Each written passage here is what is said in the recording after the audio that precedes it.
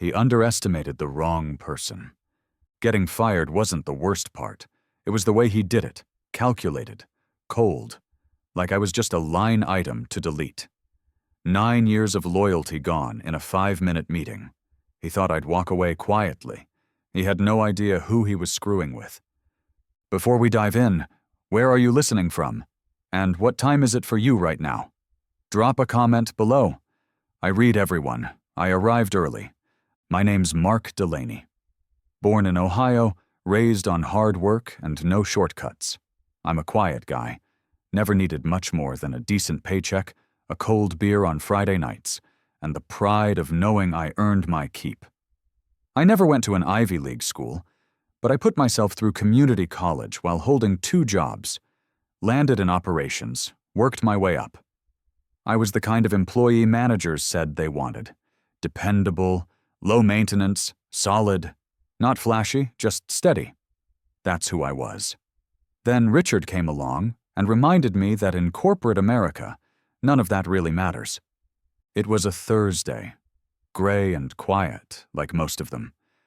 I'd just refilled my burnt office coffee and settled in to review logistics contracts when the calendar notification popped up. Meeting with Richard H., 10:30 a.m., HR Conf or MB. No subject, no context. Just his name, that time, and the coldest room in the building. I'd been in enough meetings like that to know what was coming. My stomach dropped, but I still showed up 5 minutes early, like I always did. Habit, I guess. Richard was already there when I arrived, sitting like he was holding court. Next to him was Dana from HR, eyes focused anywhere but on me. Richard smiled, slick, professional, fake. "Mark, come on in. Let's make this quick," he said, like we were discussing coffee orders. What followed was corporate theater at its worst. Downsizing, restructuring. Difficult decisions. No specifics, no discussion. Just, we're eliminating your role effective immediately. I wasn't allowed back to my desk. Dana slid over a branded folder with some paperwork, and Richard stood to shake my hand like we were parting after a golf game. I didn't say much. I didn't have to. I knew if I opened my mouth, I'd say something I'd regret. So I left, with a cardboard box full of my things and a pit in my stomach that felt like it might swallow me whole. I sat in the parking lot for almost an hour, just staring at the wheel, trying to process it. My nameplate was still on the door upstairs. I hadn't even hit my 10th work anniversary. No heads up, no severance, just gone. That would have been the end of it, if that was all there was to the story. But what Richard didn't know, and what HR never bothered to check, was that I wasn't just another name on the payroll. A few years back, I'd put some savings into a small real estate investment group with an old friend from college. We bought a few commercial properties. One of them? The very office building Richard had just kicked me out of. And I had every right to make a decision about its tenants. The funny thing about ownership is how invisible it is, especially when you're quiet about it. My name was never on the office directory. Nobody in the company knew I was one of the 4 partners in Delaney Bishop Properties, the group that bought the building 5 years ago when the previous owner was offloading assets during a divorce. I handled none of the public-facing side of things. That was all Matt Bishop, my old roommate from college. Sharper suit, smoother talker. I was the behind-the-scenes guy, ran the numbers, negotiated service contracts, dealt with vendors. It was a side hustle at first. Then it started pulling real weight. Ironically, I'd reviewed the very lease Callahan's department had signed. Triple net, 5-year term, with a 2-year renewal clause that required mutual agreement. That clause had a window, 60 days before the term ended. Either party could opt out, no reason required. I remembered suggesting it myself, in case we wanted to redevelop the space or jack up rent to market rate. At the time, it was just a smart safety net. Now, it was the lever Richard never saw coming. I didn't act right away. I'm not a man who moves in anger. I needed time to think, to weigh it all out. Spite is a sharp knife, but it cuts both ways if you use it wrong. So I waited. I filed for unemployment. I updated my resume.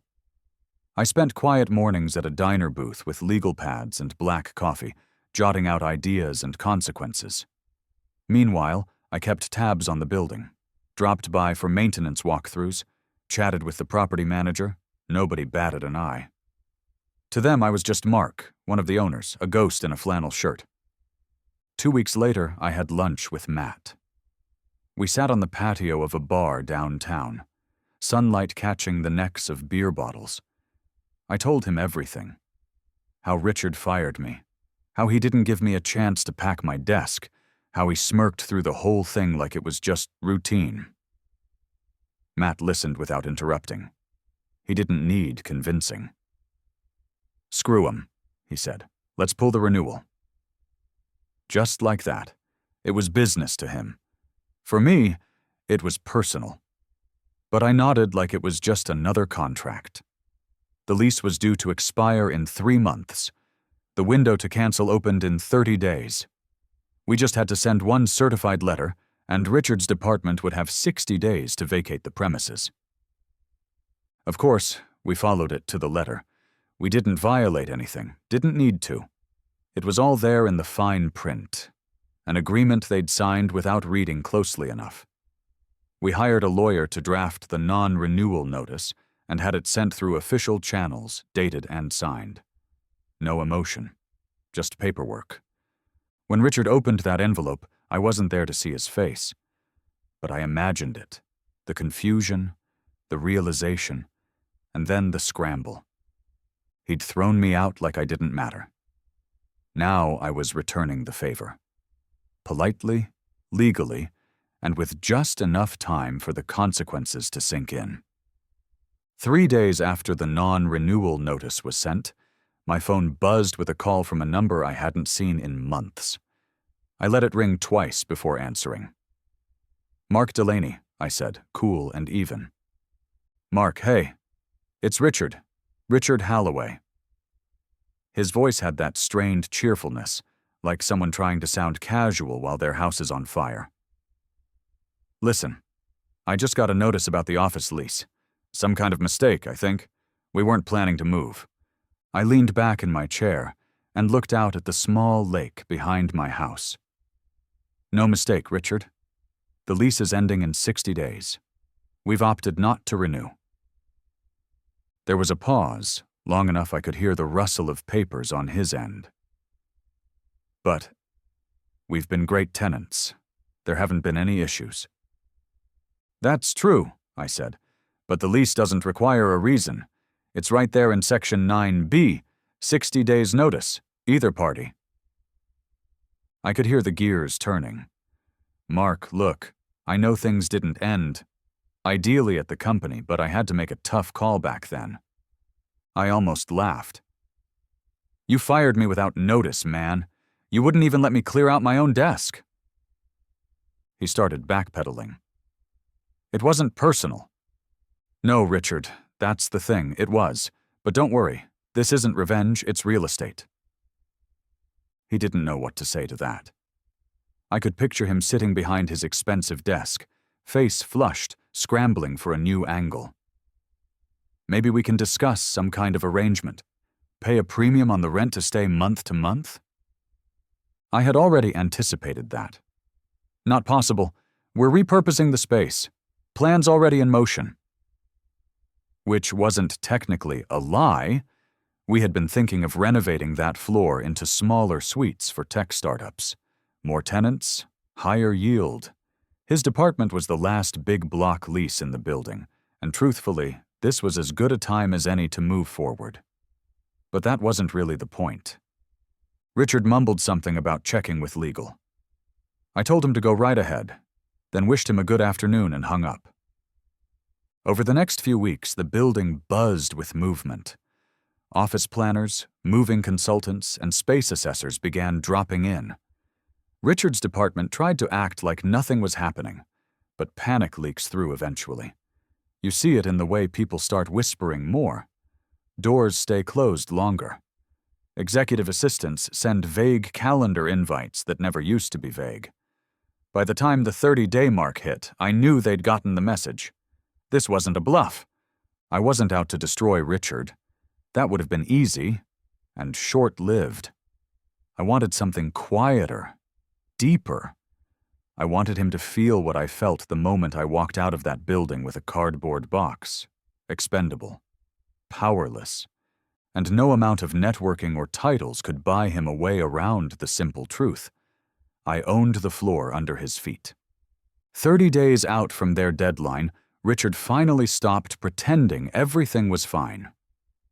That's when the flurry of emails started hitting the property manager's inbox. Requests for flexibility, short-term lease extensions, even a suggestion to revisit the terms for mutual benefit. I made sure we replied to each one professionally, politely, and with the same answer. The lease will not be renewed.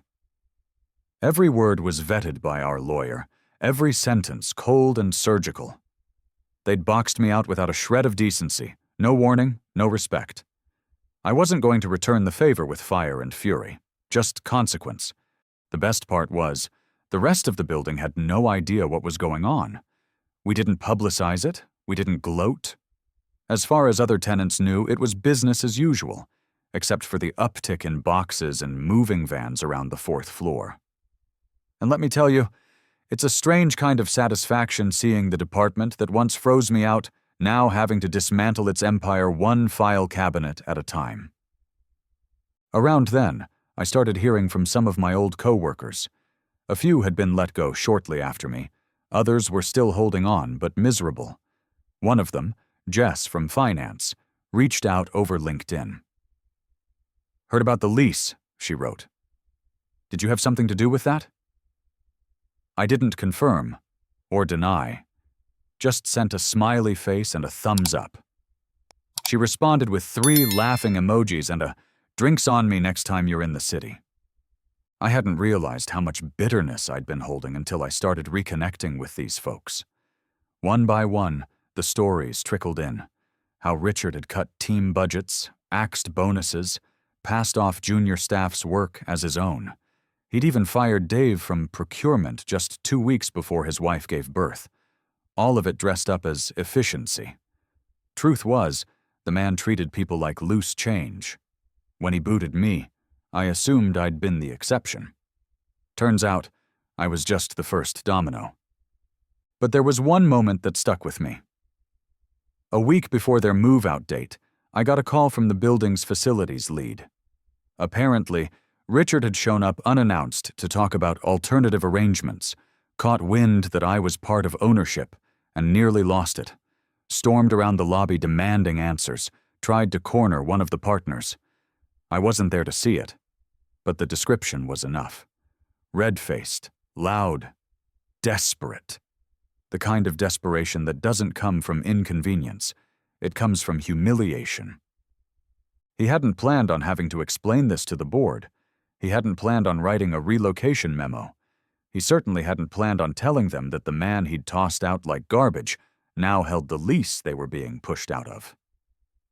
That kind of irony burns slowly, the same way his pink slip had burned in my chest that day in Conference Room B. There was still 1 week left.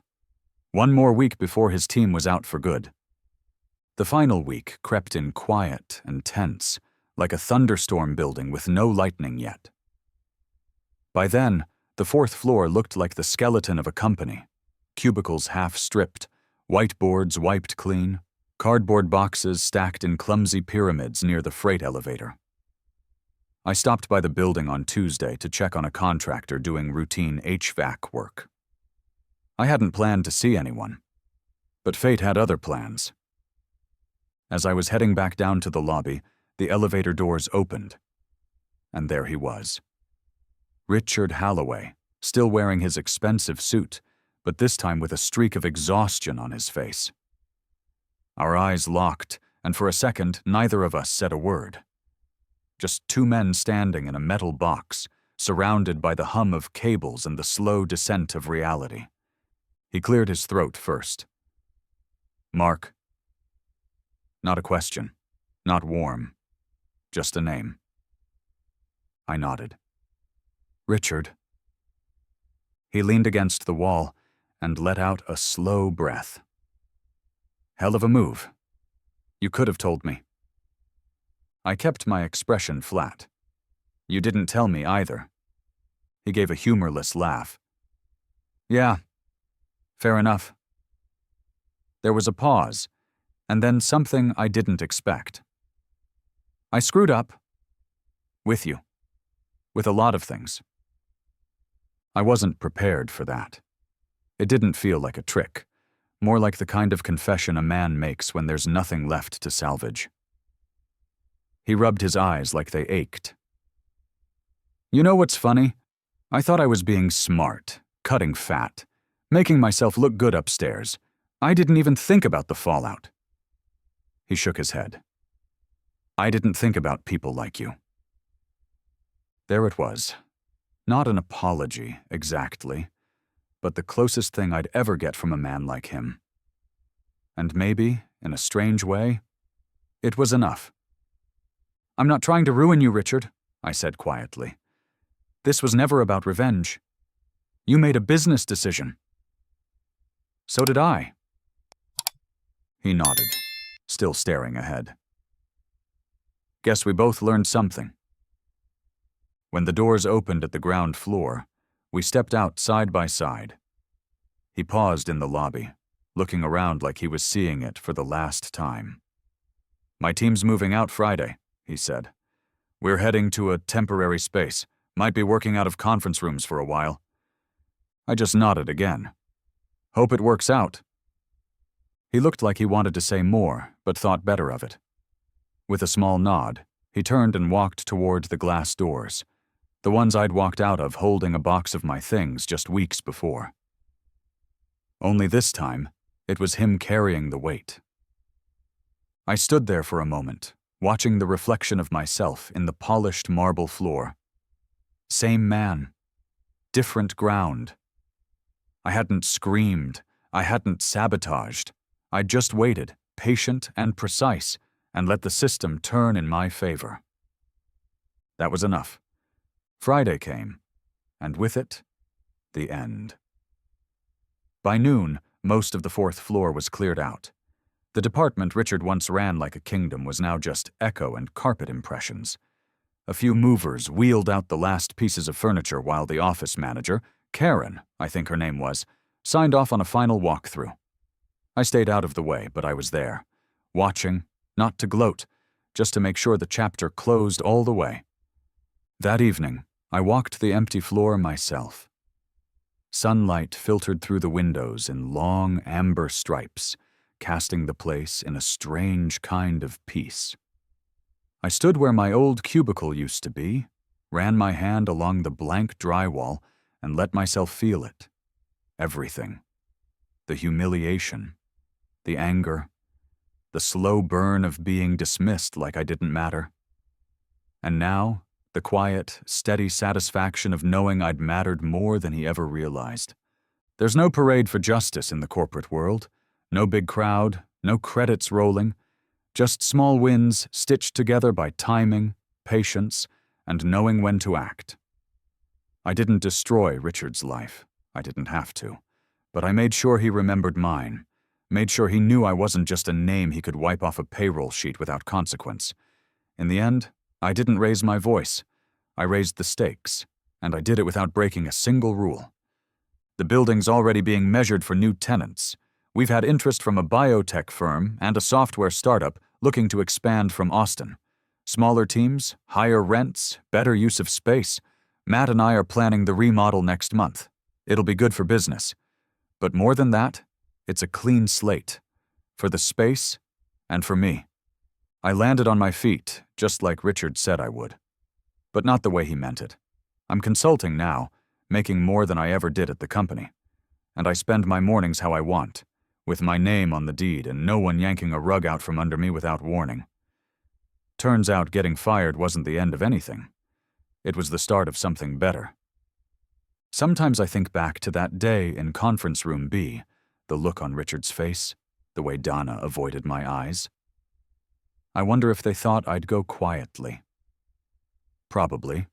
Most people do, but I wasn't most people. He fired me without thinking twice. I evicted his entire department without raising my voice. Some lessons cost nothing, some cost everything, and some come due 60 days at a time.